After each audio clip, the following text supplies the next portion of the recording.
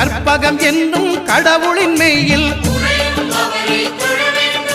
சூரியன் முதலாய் 9 கிரகமும் பலவித குணங்களை கொண்டிருக்கும் எங்கள் கற்பக தருவில் அவை வரும்போது ஒன்றாய் சேர்ந்து பலனளிக்கும்.